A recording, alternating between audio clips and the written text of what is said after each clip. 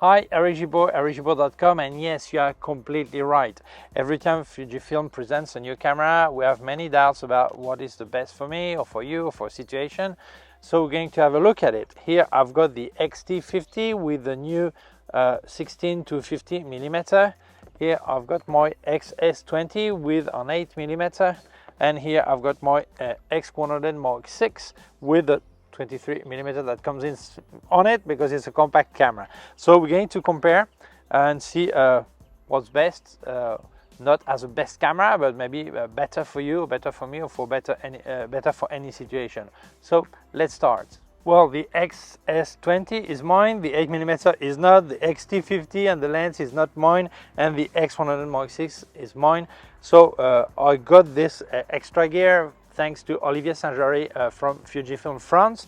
So thank you to him. I'll actually leave you links of reviews I've made with everything he brought to me so I could test, and it was published on the day these cameras were announced.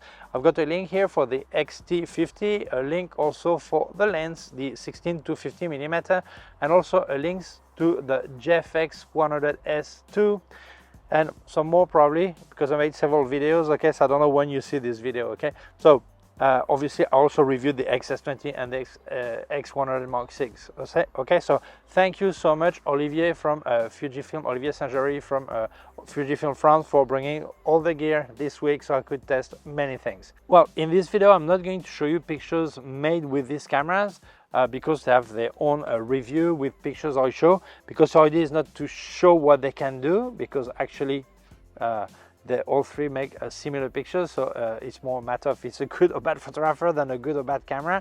But I want to speak about the feeling, the sensation, some features, things like this, more than showing pictures. Okay, that's the reason. I am here in my parents' garden in Fontenay-le-Comte in Vendée in France, and it's nice to be in the countryside, but there is a neighbor there that is cutting trees, and it's a bit noisy. Maybe you hear it, I don't know. Sorry, but I've got no other choice than recording today. Okay. So when we compare cameras, it's really easy to look at the technical side, how many megapixel or whatever. But I think this is easy to find out. So you can check on the maker website or any online shop and have an idea about this. I think it's more useful if I tell you my sensation, my feeling when using the cameras, any of the three. Okay, obviously I will give you some technical details, but I think they're really competing with each other or completing each other, okay, depending how you want to say it. And it's important I tell you how I feel, so maybe it helps you decide what is better for you, any of this one or none of them, or maybe something else, I don't know. But let's speak about the three that are maybe similar client price tags and things like this, well, more or less. Okay, so we are going to speak about this. I think it's more useful.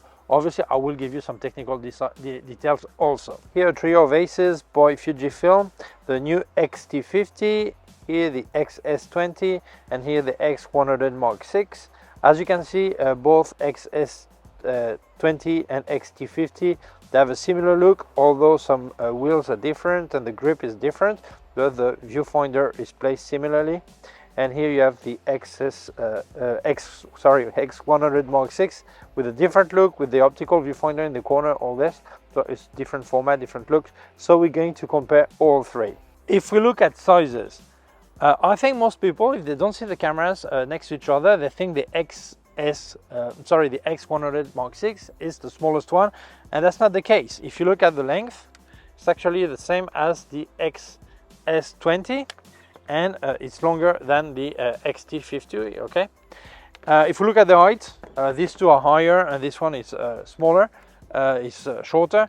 But I think, yeah, the smallest one is the X-T50, but honestly, there is not enough difference to be a game changer to have this one or that one. It's so similar. If we look at the grip, the way you hold the camera, the X-S20 has a real grip. You really hold it really firmly, so that's really nice. And these two have a grip that looks exactly the same, but actually it's not. I think the X-T50 has a bit higher grip, okay, and this one not much, but it feels really similar. I know you can add some optional grips. I don't like to do it, but if you want, okay, that's an option, okay. But and also in the back here, you have a thumb rest. I really like. Same thing on the X-S20. I think on the X-T50 is a bit better actually, and you have the Q button that is in there, okay? And on this one, yeah, you have a bit of, yeah, but not much, okay? So if we look at grip wise, if you're not using any strap, wrist strap or neck strap, that's really not good. You should always use one for safety, but that's your choice. I would say that the X-S20 is a lot safer in your hand, but beware that if you have really large fingers and you use a really large lens, and I don't know if your fingers will fit in there. Mine do, but I know some people who have really large fingers and maybe a lot larger lens here, because you can change lenses, but I don't know how your fingers are. I don't know which lens you would use. I cannot tell for you. But yeah, actually, if I look at holding the camera, this one is a lot safer, a lot easier, better to hold, okay? So now we're going to compare the philosophy of all three cameras. This one is the PSAM with, you pick a manual, aperture priority, speed priority program, okay? You have a wheel here and that's it. Here's different. So that's similar to any other reflex cameras or many other mirrorless from the competition. Also the XH2 and XH2S that are like this. But here you have the typical classical analog philosophy or Fujifilm philosophy with a speed wheel here, and here you have the aperture on the lens. Obviously you can have it on the wheel also. Same thing here, you have the aperture on the lens, but you could actually manage it from a wheel here, okay? That's possible. So these two, they are more like the classical look, Fujifilm look, similar you would find on the X-T5, X-T3, all this. So what's the best? Well, actually it's not better or worse, it depends on your taste, what you like. If you love these wheels, well, that's fantastic, you will like it, but don't forget that you can always put a position that you can actually manage the wheel. Instead of moving this wheel or the aperture, you can actually change it here on the wheel if you want. In this case, no, you have only the PSAM and no other option to have the wheel different. So it all depends on you. If you're a fan of the classical use all this, you will prefer this. If you if you come from maybe another brand and you're not sure, you would like to pick your speed here or this, maybe this one is better for you. But it's not better or worse, it's different. This one gives you two options, the classical and the wheel system, and this one only this small wheel to configure the things, okay? That's really the difference. But yeah, I would not say one is better or worse than the other. It all depends. If we look at the viewfinder, these two are really similar. This one is different, as you can see. If we have a central viewfinder, the problem is that if you want to look with the other eyes, you have the camera here. In this case, the camera is narrow, so it's not too much of a problem. Same thing for this one, not too much of a problem. But for a larger camera, yes, it is a problem if you want to use both eyes, okay? In this one, it is thought for this. I've got all this space, I can see my face, I can actually check for street photography, for example. Many people like this because you can actually have a look at all the area and reframe if you see something that's happening. What is better? Well, the problem with this one, if you use your left eye, then your nose is in the screen all the time, so yeah, that's a problem.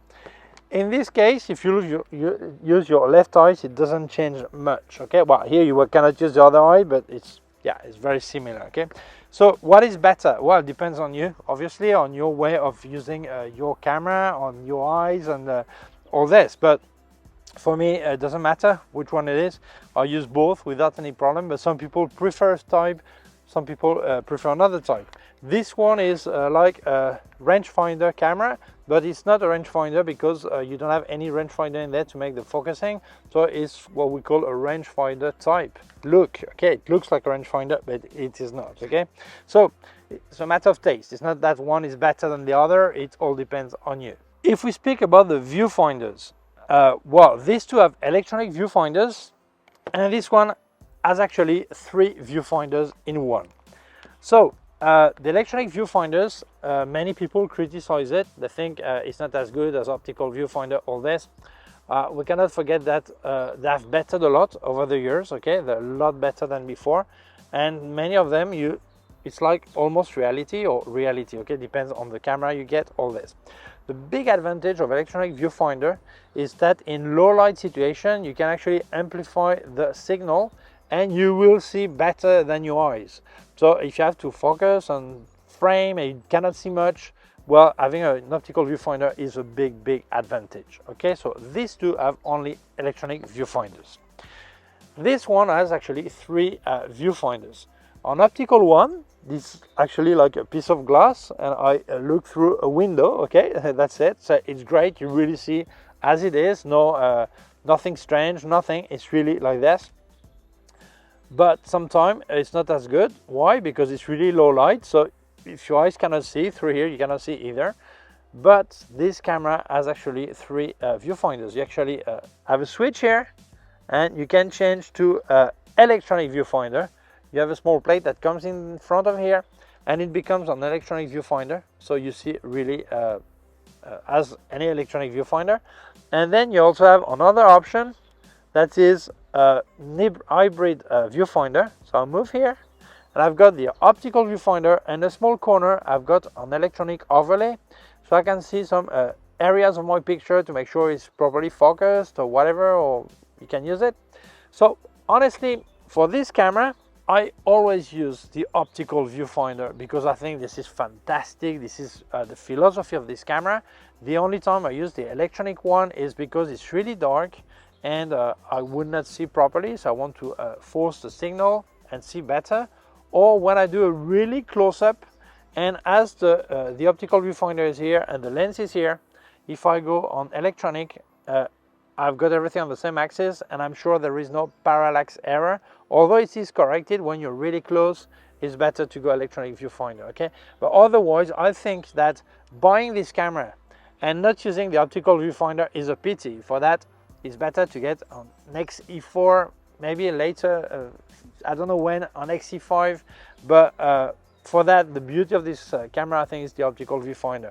Not using it, I think it's a pity, honestly, okay? But well, everyone depends on their taste and do as they want, okay? But this is my opinion. So which one is better? Well, it actually depends on you, what you prefer. The optical is great, but this digital viewfinder, electronic viewfinder are also good. So it depends on your taste and the way you're going to use the camera, okay? Let's speak about the monitors.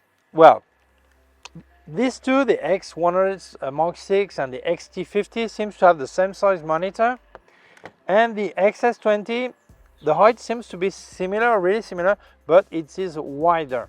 It's more like a video format, this one, okay? So this is the size difference. But then if we look at the way it works, on the X100VI and the X-T50, you can put it this way or that way, and that's it. Like this, X-T50, same thing. This way and that way, and that's it. When we look at the X-S20 is different. You can actually flip it sideways, you can move it this way, and you can also have it this way. So for people who do vlogging, this is a lot better because you can see yourself, and here you cannot, okay?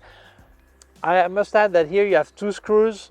You can actually have an optional fan. If you're going to use this camera for intensive video, you can have a fan here so it cools down, okay? So what's better? Normally, photographers don't like this, and normally videographers don't like that. So it depends on you. What is better? Well, it's not better or worse. I've got the sun that comes in here, okay? It's not better or worse. It depends on what you're doing. If you're doing a lot of vlogging, obviously this is a better option for you. Or maybe you want to, you don't mind not seeing you on the screen, and you have a smartphone to check via the app. That's possible also. But honestly, normally photographers prefer this and videographers prefer that. Depends on you. For me, I've used both and I'm used to both. So I cannot be objective and say what's better or worse because it depends on what I do. I prefer one or the other, okay? When we look at the camera itself, if we look at the back, they're all really similar, almost the same, okay? Really similar, okay? The big difference is on the top. If we look at the X100VI, you will see that here you have a compensation wheel, here you have a speed and also the ISO. When I lift the speed wheel, I get the ISO, I can change it, okay? That's what it is, and I've got the aperture on the lens. Really basic, but really what it fits on this camera. I think that's the idea of this camera. When we look at the X-T50, here we'll have also the compensation wheel. Here we have the speed wheel, but no ISO access here. And here, well, maybe on the X-T5, I think there is the ISO here. Here we have film simulation wheel where you can pick the film simulation.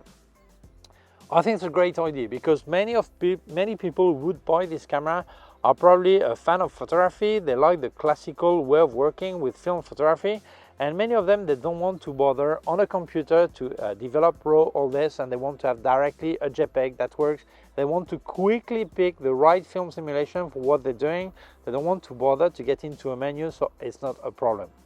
The ISO access, you have to go through the Q menu, or you could actually assignate or revamp any of these buttons, or maybe this one or whatever, and change it, okay? That's also possible. But I think the idea of this camera is for photographers who like the pure classical way of working, and they will probably like this wheel. So it's different, okay, from what we've seen so far with Fujifilm. If you look at the X-S20, well, as you can see, there are two wheels that don't say anything, because actually, same as you can revamp any of the buttons, but same thing here, you can assignate exactly as you want. And for people who like to fine-tune the camera to their need, they will probably like this better. Here you have a quick ISO button access. So it's different. I think this one is maybe more tailor-made. You can make it to your taste. But yeah, all three are valid system.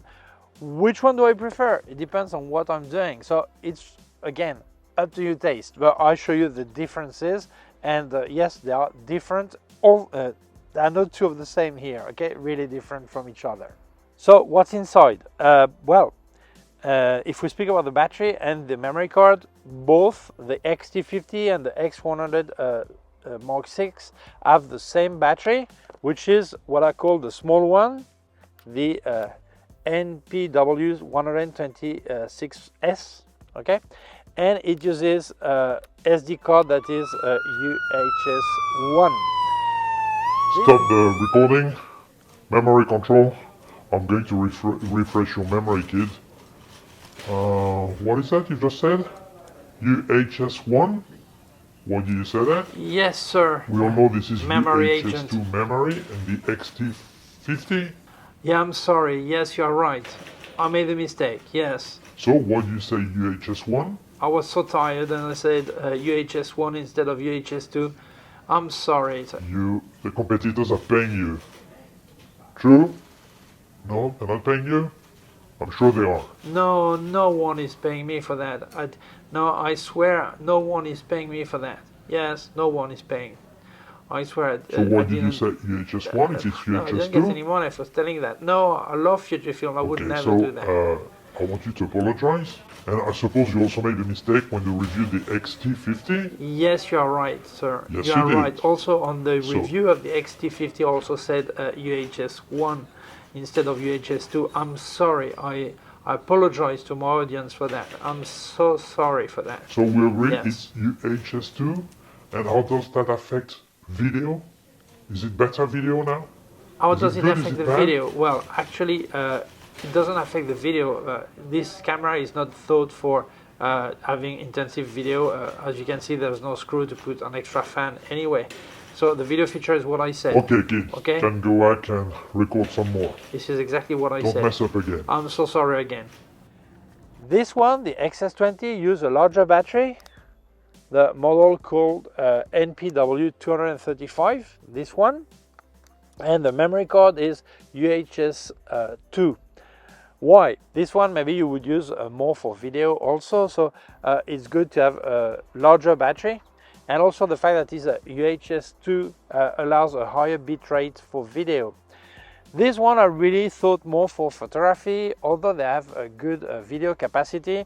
But I think using this battery allows to keep the size down especially the X100VI. Putting a different battery would have changed the shape of the camera, obviously, okay? And there was no way to fit a larger battery without changing the shape.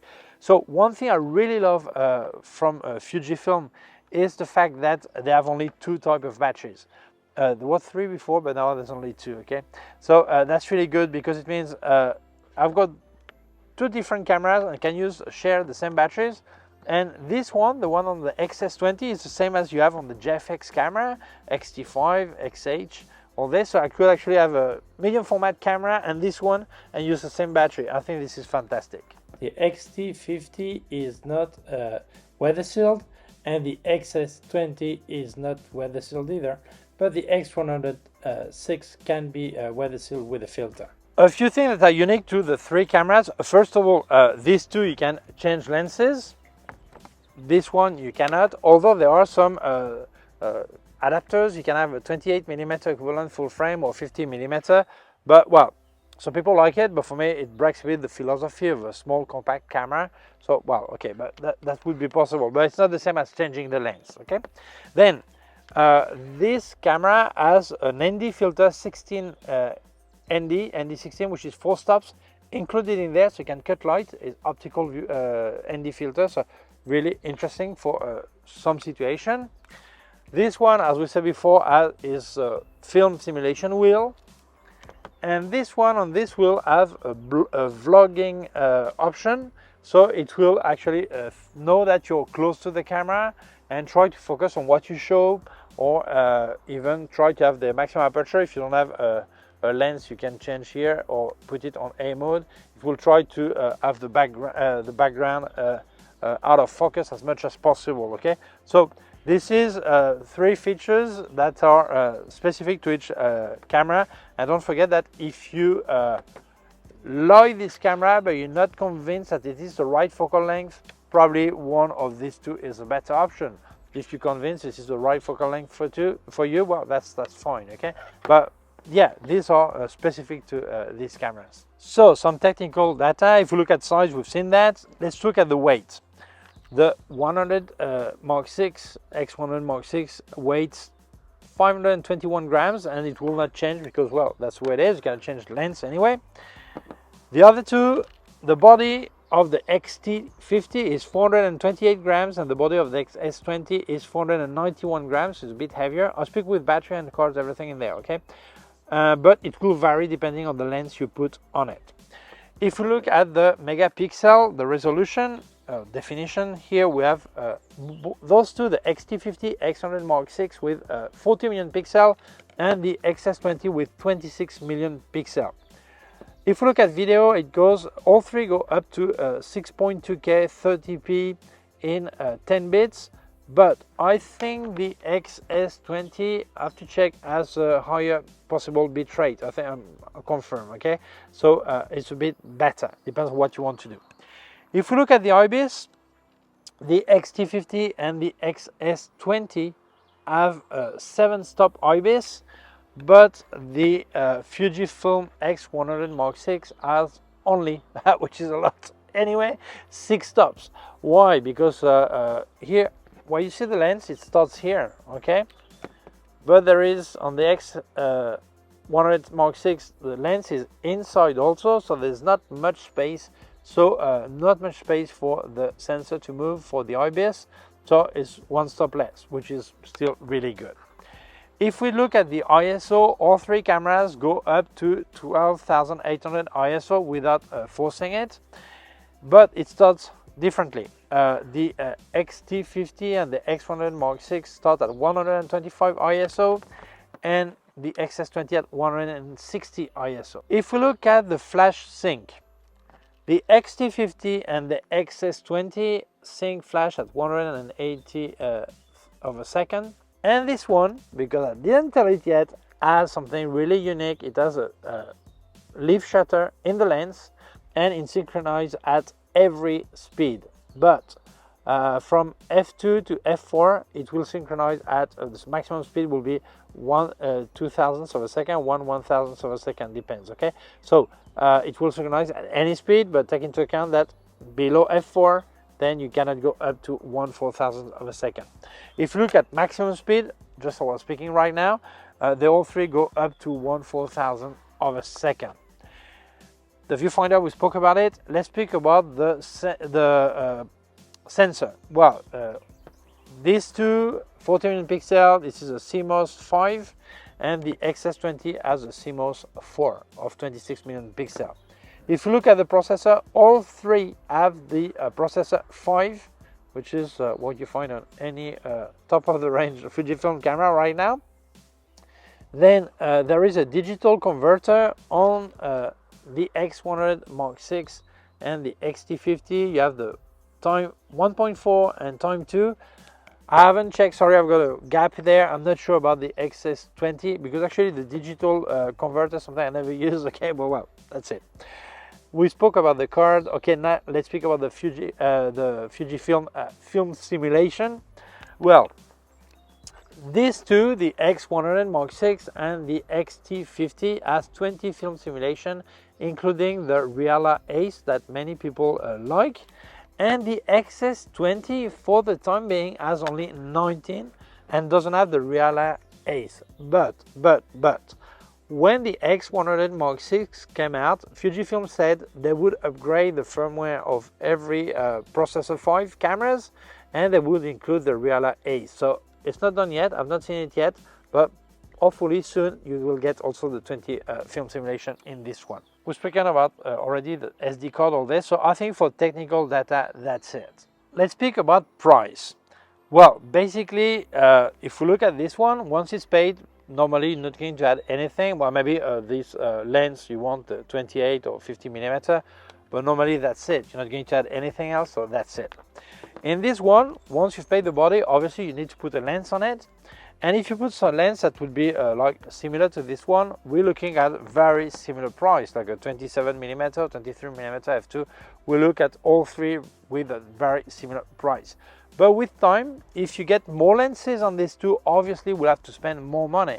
But you also have something that is more versatile and more options to different things. So, but when we hear some people that say you could get this one or put this one, don't know this one when I'm making this video, or similar one, and you just had a 27mm, 23mm, it's a lot cheaper. It's not a lot cheaper. We're speaking at something really similar. So it all depends on you, how much you want to spend in the long term. If you're sure you will not need any other lenses, well, this one is your final price.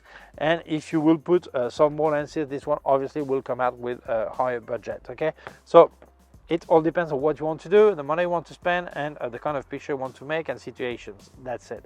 But starting point is really a similar price, maybe €100 higher or lower, but that's really similar. Okay. So Eric, what camera should I buy? Well, you know more than I do. You know your situation, your budget, your idea, what you want to do.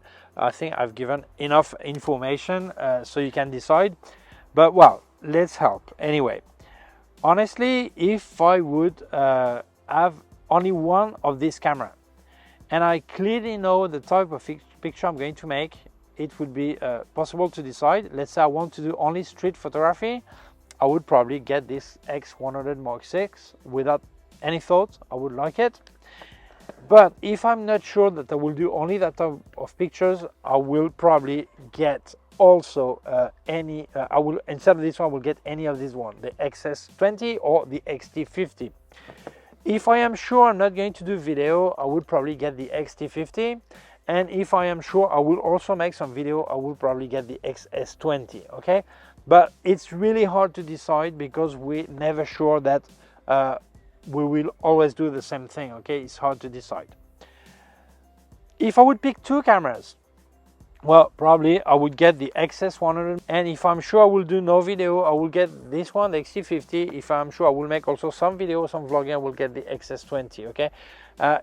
Very often, Fujifilm camera users, they have several cameras because of this.